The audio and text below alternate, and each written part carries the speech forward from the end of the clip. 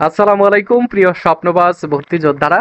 জগন্নাথ বিশ্ববিদ্যালয়ে তোমরা যারা ভর্তি পরীক্ষা দেবে, তোমাদের অনেকেরই প্রশ্ন যে ভাইয়া এবছর তো আমাদের রেজাল্ট খারাপ হয়েছে, আমরা কি জগন্নাথ বিশ্ববিদ্যালয়ে আবেদন করতে পারবো কিনা, আমাদের আবেদন যোগ্যতা নিয়ে একটু কথা বলেন। আবেদন করতে আমাদের কি কি শর্ত লাগবে, যে আমাদের এই সাবজেক্টে এই গ্রেড রয়েছে, ওই সাবজেক্টে ওই গ্রেড রয়েছে। তো এখন আমরা জগন্নাথ বিশ্ববিদ্যালয়ে কি আবেদন করতে পারবো কিনা সেই বিষয়টা নিয়ে একটু যদি কথা বলতেন। তো এই বিষয়ে কথা বলতে গেলে আমরা দেখব যে 24-25 শিক্ষাবর্ষে যেই আহ 24-25 শিক্ষাবর্ষে যেই আবেদন যোগ্যতা এবং শর্তগুলো ছিল সেইগুলো নিয়ে আমাদের কথা বলতে হবে। দেখো যে এ ইউনিট অর্থাৎ বিজ্ঞান শাখা থেকে বিজ্ঞান ইউনিটে যারা ভর্তি পরীক্ষা দেবে, বিজ্ঞান মাদ্রাসা, এইচএসসি ভোকেশনাল যারা ছিল, তো যাদের ছিল তারা আবেদন করতে পারবে। ন্যূনতম যোগ্যতাটা কি এখানে আমাদের, আর এই যোগ্যতা ব্যতীত আর কিছু কি রয়েছে? নাই, আর কিচ্ছু নাই। তবে সাবজেক্ট ভিত্তিক শর্ত রয়েছে, সেগুলো নিয়ে আমি আলোচনা করেছি। আমার চ্যানেলে একটু খোঁজ করলেই তোমরা পাবে যে এখন থেকে জগন্নাথ বিশ্ববিদ্যালয় নিয়ে সকল আপডেট দেওয়া হচ্ছে। এসএসসি সমমান ও এইচএসসি সমমান উভয় পরীক্ষায় মোট জিপিএ থাকতে হবে 8, এবং আলাদা করে আলাদা করে তোমাদের জিপিএ থাকতে হবে 3.5-এর উপরে, 3.5-এর উপরে এবং 8 থাকতে হবে। ঠিক আছে। এরপর হচ্ছে কলা অনুষদ। কলা অনুষদের সকল শাখা থেকেই কলা অনুষদে ভর্তি পরীক্ষা অংশগ্রহণ করতে পারবে। এখানে এইচএসসি ও এসএসসি সমমান পরীক্ষায় 7 থাকতে হবে গ্রেড, এবং আলাদা করে জিপিএ থাকতে হবে 3। ঠিক আছে।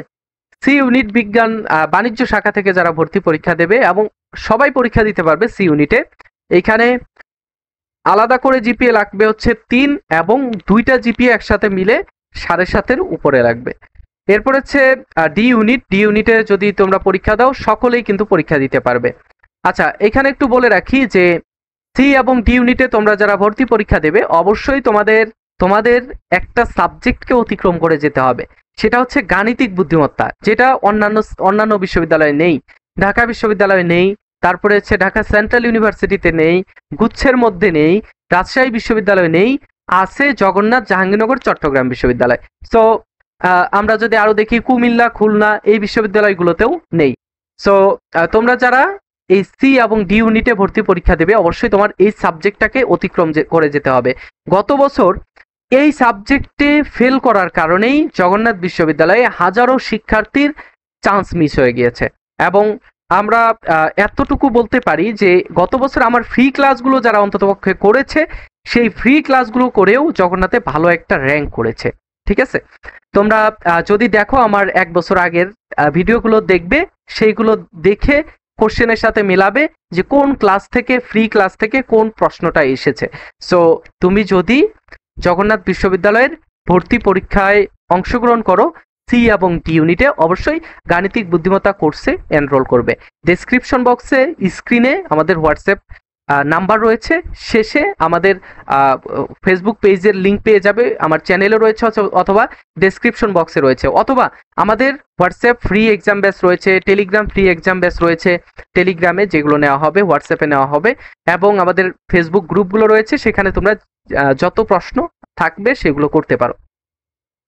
ওকে, ডি ইউনিটের আবেদন যোগ্যতা হচ্ছে মোট আবেদন যোগ্যতা 7, এবং আলাদা করে আবেদন যোগ্যতা 3 থাকতে হবে। ঠিক আছে। তোমাদের যাদের রেজাল্ট খারাপ তারা এই 3 থাকলেই তোমাদের আবেদন করতে পারবে, এবং মোট থাকতে হবে 7। এরপর হচ্ছে ই ইউনিট অর্থাৎ চারুকলা অনুষদ, সকল শাখার শিক্ষার্থী আবেদন করতে পারবে। শর্ত পূরণ সাপেক্ষে জাতীয় বিশ্ববিদ্যালয় থেকে প্রাক বিএফএ সার্টিফিকেটধারী শিক্ষার্থীরাও আবেদন করতে পারবে। অর্থাৎ সকল শাখার শিক্ষার্থী আবেদন করতে পারবে, এবং জাতীয় বিশ্ববিদ্যালয় থেকে যারা এই সার্টিফিকেটটা অর্জন করেছে, এগুলো আমি জানি না এই সার্টিফিকেট কি জিনিস, তারাও কিন্তু এখানে আবেদন করতে পারবে। এখানে মোট জিপিএ লাগবে হচ্ছে 6.5, এবং আলাদা করে জিপিএ থাকতে হবে 3। ঠিক আছে। 3-এর উপরে থাকতে হবে এবং 6.5 এর উপরে থাকতে হবে। ঠিক আছে। তো এই হচ্ছে আমাদের জগন্নাথ বিশ্ববিদ্যালয়ের আমাদের আবেদন যোগ্যতা এবং শর্তসমূহ। যদি তোমার এই ভিডিওতে একটা ইনফরমেশন উপকারে আসে, অবশ্যই চ্যানেলটি সাবস্ক্রাইব করবে, ফেসবুক পেজটি ফলো করবে। আর ক্যাম্পাস ভিত্তিক, জগন্নাথ বিশ্ববিদ্যালয়ের ক্যাম্পাস ভিত্তিক কোনো মিডিয়া যদি থাকে, কোনো প্ল্যাটফর্ম যদি থাকে, তাই একমাত্র ফারুক একাডেমি। তোমরা সাথেই থাকবে। নেক্সটে তোমাদের সাথে আরো গুরুত্বপূর্ণ বিষয়গুলো নিয়ে কথা হবে। সে পর্যন্ত ভালো থাকবে, সুস্থ থাকবে, আমাদের কোর্সগুলোতে এনরোল করবে। খুব অল্প দামেই তোমরা এই কোর্সগুলো পেয়ে যাবে, যেহেতু তোমরা জগন্নাথ বিশ্ববিদ্যালয়ের ভবিষ্যতের আমাদের জুনিয়র। সো তোমাদেরকে নিরাশ করব না ইনশাল্লাহ। তো নক করো হোয়াটসঅ্যাপে অথবা ফেসবুক পেজে।